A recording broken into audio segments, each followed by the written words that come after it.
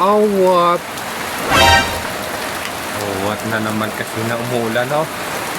Paano tayo makakagawa ng ating trabaho? Oh, may mission pa tama na, may mission pa naman tayo magtatanim. Oh, magtatanim sana ako ng ano. Oh, ng alakbati. Oh, alakbati. Tatanim ko sana to eh. Oh, para may panggulay-gulay o alakbati, mga bay. Tatanim ko sana kasi umuulan, no? Lakas ng bagsak ng ulan. Oh, umuulan, guys. Umuulan, guys. So, kaya dito lang tayo, silong muna tayo dito sa ating tubo. Oh.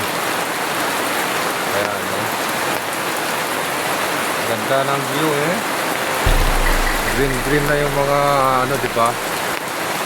Green na yung mga, ang tawag nito? Oh, ang ating mga daon-daon, ang ating mga tanim, ang kapaligiran, no? So, kumusta po ang inyong araw? Dito na naman tayo kasi hindi naman tayo pagtanim, ha? Sigurado hanggang mamaya pa itong ulan na ito, baka tatamarin na tayo nito magkilos kasi malagkit ang lupa pag bumasa. Ba yan? Oh, yan. Lakas ng ulan na yan, oh. Okay. Biglang bagsak ng ulan, eh. So, kung hindi natin magagawa yan, siguro sa another day na lang, eh, no? Kaya susunod natin pagbaba na naman dito.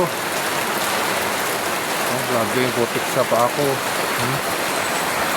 Yung putik ko.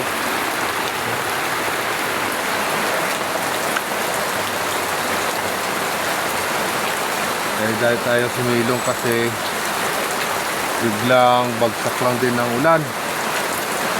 So, ano bang araw ngayon? Umuulan din ba sa inyo dyan? Oh, ito yan. Parang nakapoy na yung aking paa.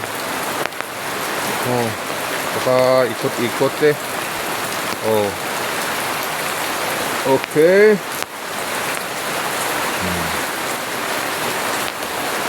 Yan, oh, lakas ng ulan. Lala ulan pa more. Ay, swerte na ulanan yung ating mga pananim. Yung mga tanim tayo dito. Mga seeds ng okra, mga saging.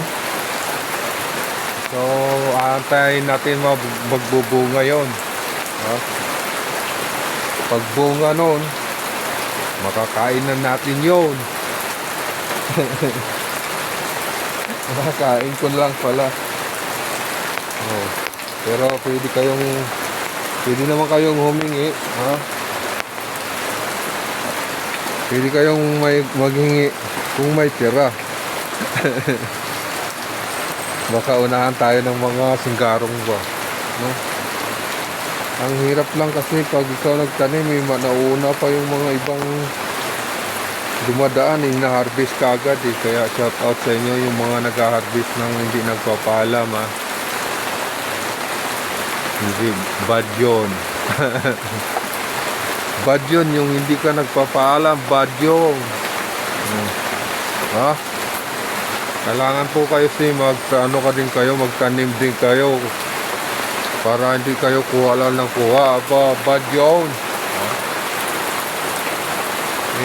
Sa akin, tinatanim ko yon para malalaki ang kanyang bunga. Diba? Pag nakalitaw kasi yung puno ng saging, maliliit ang bunga. So, sa akin, tinatanim ko talaga. Kasi para pwedeng lagyan ng abono. Diba? So, abangan ninyo yan sa ating harvest time. Harvest time ng ating tinatanim na saging. Okay? So, magandang tanghali sa inyo. Ako ay magpapaalam at maraming salamat sa inyo. Mabuhay! Bye-bye!